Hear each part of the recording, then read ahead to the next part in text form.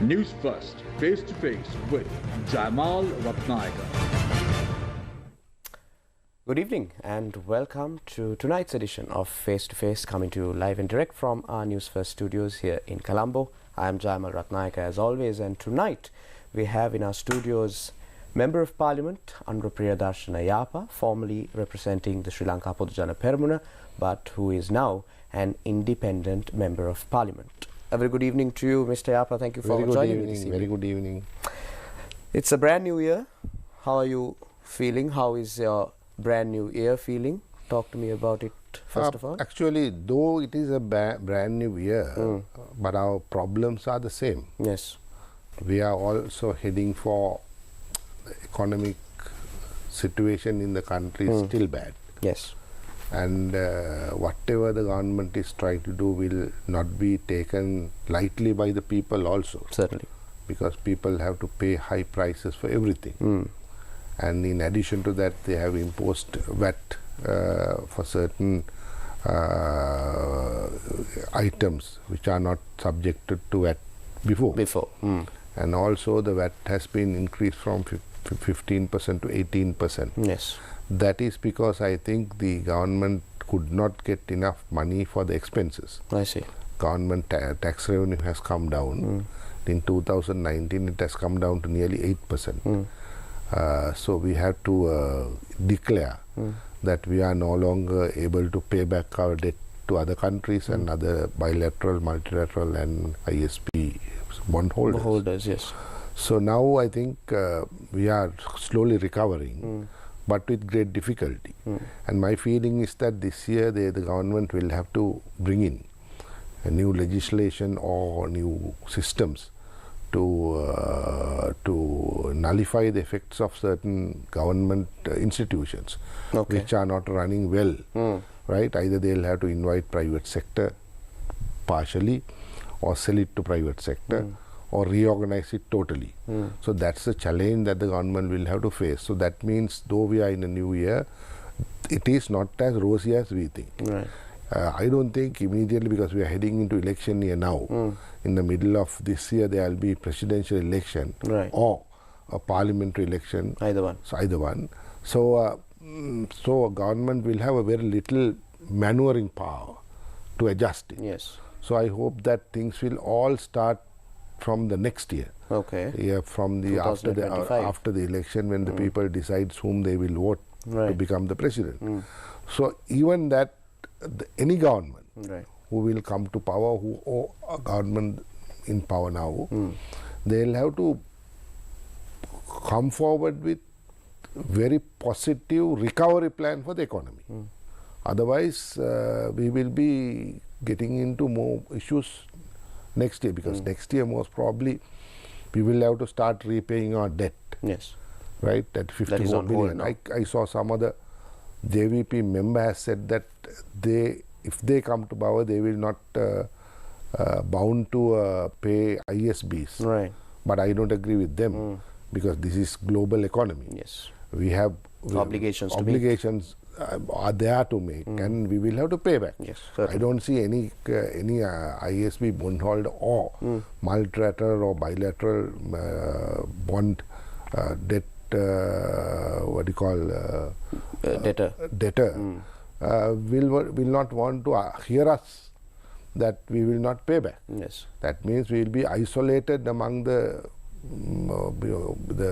international community. Especially after the measures that the government has taken. Yes. So we have to, whether we like it or not, we will have to pay back all those what we have to pay. Right.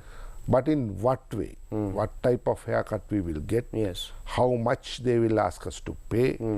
How much we will be able to pay? Right. Those are the issues that are under discussion now. So anyway, we are heading into a very challenging year, challenging years ahead. So I don't see immediate recovery, even if there is after an election. Yes. Right? So situation will be same. Yes. But with the new mandate, they can explain people better, and people will give little more time to them. Right. So that means we will, our economic recovery will be painful, and it will be very seriously considered by any government what they are going to do for the next few years. So you brought up a very interesting point there in your opening remarks. First of all, regarding the restructuring of state-owned entities, and we know that there has been a massive debate over the privatization and nationalization aspect of things. And also you said that whatever government comes in will have to carry out this reform process to ensure that the country's economy is revived and taken to a better level. But let's talk about the presidential election that is up and coming. First of all, the presidential election is, as you know, the apex election in Sri Lanka, and these days there are a lot of names being swirling. There are names of businessmen, successful businessmen. There are names of traditional politicians. The Samagi Jana Balawege has already announced its presidential candidate. The Jatika Jana Balawege has as well. So come election season and the presidential election is announced, who will you and the other independent MPs in Parliament support, Mr. So actually we are considering our options. Right. We have not yet decided. At the moment we are giving some sort of support from the opposition to the president's economic recovery plan. Okay. I think we have to do that. Though we are sitting in the opposition, or though we have some difference of opinions, we will just can't ignore everything what he does. Definitely. So we are helping him in certain areas. Okay. But I think this is open now. Lots of names have come up. Yes. So many people have spoken.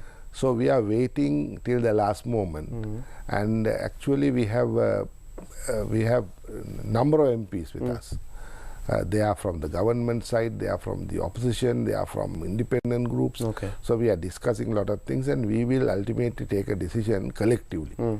And because we don't believe in leadership, we believe in collective leadership. Right. And we will get that thing agreeable at the correct time. Come to a common ground. That's right. So we will have to see the situation. It is still too much cloudy, you know. You can't see anything. Right. Because people's thinking we can't see. But I must emphasize one thing for you.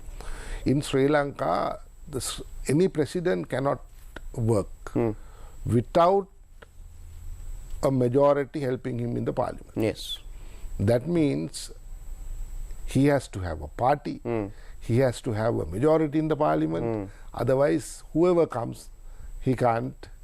So an independent candidate who pops out of he nowhere. can come as an independent candidate. Macron did in France. Yes. He came as an independent campaign. After that he formed a political party, and political party got the majority. So likewise they will have to do that. Yes. Otherwise what happens is president will be a namesake president. Yes. He can't perform or give his... He won't be able to carry out the vision that he has for the country. Yes. So president election will be the key election, and it will decide the future of the country. That is my view. Where we are moving. Whether we are moving completely to the left or whether we are moving to the right, that decides with the winning candidate. So in a situation like that we have analyzed with this kind of economic situations, in most of the countries they have either decided the left candidate or right candidate. Yes. But I think it's in most of the countries those are short-lived. Right? Okay. People are expecting more after any election. Yes. They will just ask everything. So some questions are hidden now. Yes. Now university graduates will ask for jobs. Yes. For them. People will ask for lesser cost of lesser cost of living. Then they will not only they will not satisfy with that all. They will ask so many things. Yes. So it will these questions will be only asked after an election. Right. So I think the next government will have a very Herculean task to fulfill the expectations from the people. So I don't think they can do anything. That is my view. Right. They will have to explain to the people why they can't do it. Okay. Any other time, the governments can do. They will say we will give you fertilizer free. Yes. Yes, they gave. Right. Then they will say we will not charge exact amount for the fuel that you are using. Yes, they subsidize it. So all that is done, but this time nothing of that sort can be promised because they can't give. Government has no money. Government has only certain amount that it will be paid for the wages and other requirements that the government wages has. are yet to be increased to match cost of living. That's right. And only thing is, my view is that they will have to go into a program of creating wealth in the country. Right. Creating wealth is the important thing. Then that is why I asked you, that I told you, that reorganization of the government-owned entities and allowing foreign investors to come in a simpler way. Right.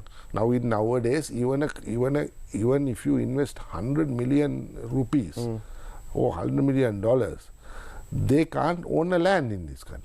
Yes. Because the ease of doing business and the ability for absolutely no one will come. No. Yes. Now opening a business is one thing. Having a property is some other thing. You'll have to distinguish the two. No. Yes. But here, once you come here for invest with large sum of money, they want to find a partner who is at least having 51%. And no investor, foreign investor is willing to come to the country when there is political instability. Absolutely. And even then, if you have certain kind of policies that are to be changed, has to be changed. So this is the government's obligation. Otherwise, how can you run a country? I don't see. So I want to talk to you about state-owned enterprises, because you mentioned it a couple of times. We know what is happening with the CEP at present and how the draft bill has been presented to Parliament, and there are many factions coming forth with their own arguments saying that this is essentially privatization of Sri Lanka's energy sector. So tell me what your opinion is, Mr. Yapa, with regards to privatization of state-owned entities. Is it necessary? Can we go for a public-private partnership instead of going for a full privatization? What is your prognosis on this? Now, we have a lot of experiences.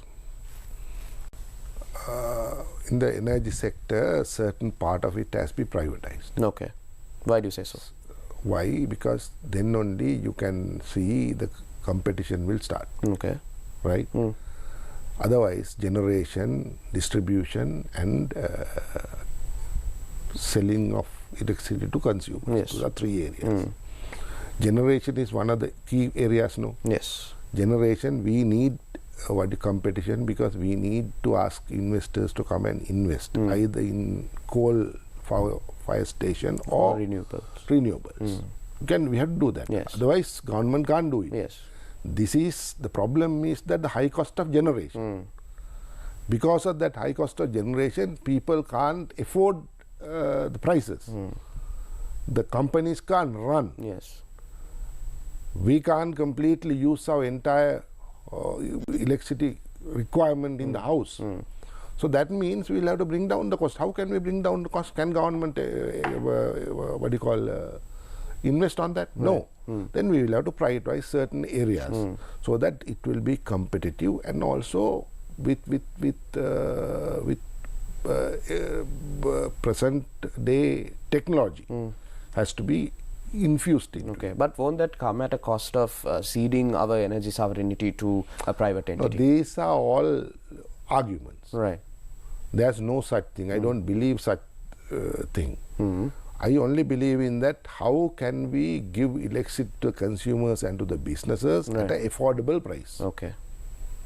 That is the key question. No? Yes. Without giving answers to the key area, we can always ask, yes, that can be with the government. These are national, assets, and we don't want to give it to someone. Those are old theoretical Marxist theories, which are not being proved right anywhere in the world.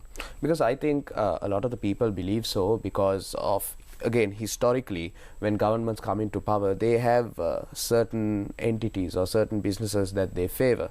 See, if you take even the current climate of investors, we see the names of China Hub Engineering or the Adani Group floating around, but we don't see any other investors coming in. So that creates, because there is lack of transparency, that creates a sense of a reservation or a suspicion amongst the people as to what is going on. No, actually we have a small market. Okay. We'll have to understand. We are not India. Yes. We are not in Japan. Yes. We are not Korea. We have small industries. So that means the investors, those who wants to come, Yes. will be very few. Not all of them will come. Okay. So that means we will have to have a open system Yes. where we can get best investors for our terms, who will be willing to invest in the country. So my argument is that government must not continue in businesses. Okay. They will have to get away with it. But they will have to have some mechanism to find out whether the price is right. Right. Yes. Right? So the regulatory aspect of things should be That's handled by the government. Government has to do the regulatory aspect of it, not the core business itself. Yes. So my argument is, I am arguing from the rightistic theory. Some people don't like my idea, but I would like to say government must not do businesses, they must get away with it. Right. And government has so many other things to do. The government will look after the poor people, government will look after their own people, Yes. employment generation, all that is the government problems. So government will have to do away with it and then allow the private sector, Right. whether it is local or foreign, to come here and work and generate wealth for the country. Right. That is what happened to any other country. See, I can see how China has come up, Right. how India has come up, how Middle Eastern countries have same model. Right. So we will have to, whether it is a communist government or a capitalist government, government must not enter into any businesses. Now if you take the example of Vietnam, Vietnam has a communist government, Yes. but all the entities belongs to various other Private firms. When 10 years ago, when I went to Saigon, Okay. I saw out of the 500 at that time, 100 Fortune 500 companies, more than 250 are there in Saigon. The government is communist. My theory is government can have different political ideology, Right. but economic ideology has to be privately run system. Right. That is my thinking. So government must not involve too much Okay. about. But only thing is they'll have to guarantee that the prices are right, and they are not actually pilfering Yes. wealth from our country. So those are things we can do it to the government. And also there should be a reassurance or an assurance from the part of the government that there will be no kickbacks or commissions or corruption taking place. Everywhere in the world, you can see this, what do you call, this type of things happen. Even in America, I saw one senator was caught with some ill-gotten money. Right. But if you have a very good legal system operate in the country, Yes. we can control it. No one can eliminate it. That is, but Yes. It can cannot be control it. eliminated. It can be controlled. So that is a easy thing. It's not very very difficult thing, because if this is computerized, right? If the system is computerized, if my wealth is known, right? So they can always arrest me or charge me. Yes. So whether you are a politician, whether you are a businessman, whether you are an individual, whoever does something of that nature, the law must take into its own hands. But the only problem is the law is not being enacted for tax evaders and large corporations that have evaded their taxes. That is because our systems are very weak. Now, recently we have passed a legislation of strengthening the Bribery and Corruption Commission. Right. That's a very good piece of legislation because it has not yet been started. Okay. But they have just managed to have the commissioners. Okay. That's a very good system. And you know, technology is the key now. Okay. Yes. Right? You can go after people and ask you how much money do you have. Go into the house and search, you know. If you have technology, then you can't hide your wealth, no. Where can you hide it? So you must put a system in place where even if someone is prone to be corrupt, they cannot engage in corrupt activities because the systems are robust. That is my view. Other things are hypothetical, right? Politicians can't give sentences to people. Yes. Right? You can't do that. Politician can't do that. No. Yes. That has to be done by the court system of the country. And you have to strengthen those places, and then I think we can eliminate or bring down the levels of corruption to a very, very minimal level. Right. So, unfortunately, we are coming towards the end of the show, but I must ask you, Mr. Yapa, now, when you talk of developed economies, Singapore comes to mind, and the father of modern Singapore, Lee Kuan Yew, is said to have a principle of MPH, that is meritocracy, pragmatism, and honesty, and that is how he governed this country, in his country. And he had a vision for the country, where he wants to take the country in a certain time frame. But do you, in the current political landscape or even the larger society, see a leader in Sri Lanka with such a vision to take Sri Lanka to greater heights, to instill confidence in the people that Sri Lanka can be revived, and that he has the conceited or the concerted inspiration and the know-how to take Sri Lanka out of this rut? I can't give you offhand answer, because if I try to analyze the leaders at present, yes, it will be with prejudicial mind. No, from my side, yes, I want to do that, but I can give you a very fair comment. Okay. My belief is that whoever becomes the leader has to be honest. Yes. Right? And the people who are being appointed to the cabinet, in my way, has to be honest too. Okay. If they all show honesty to the people, people will also think differently. That is what is lacking in our country. Favoritism must not be encouraged. Whoever does mistakes, right, he will have to be faced. Okay. The consequences. That is my feeling. So I hope that one leader will be there to guide us from this whole mess. And once we are out of this mess, I think, like, I believe in countries like Taiwan, small island, but how they develop their country. Singapore will not be the best model, but Taiwan, I think, is the best model for us, right? Okay. So likewise, we will have to get into more foreign investments to come in. That is the key area. And we'll have to reorganize the entire structure within the country. Government sector, private sector, private entities, government only, everything has to be rearranged. So once you do that, once you get top people, able youngsters into those places to carry on their duties, hopefully things will be changed, will start to change within 4-5 years. Right. But anyway, we will have to go for another 10 years with the same pace to see a sustainable development. Right. That is my view. So it's not an overnight recovery, it won't be an overnight miracle. Whoever tells it, I like to argue with him. There will be no overnight change or answers recovery for this issue. Recovery is very slow, but you can expedite it with correct policies. Right. Recovery is slow, but correct policies and honesty from those at the helm can take Sri Lanka out of this economic crisis and into better and calmer seas. My guest tonight was Member of Parliament Anura Priyadarshana Yapa. Thank you very much, Mr. Yapa, for joining me this evening and sharing your very candid views on all things political, economic, and so on.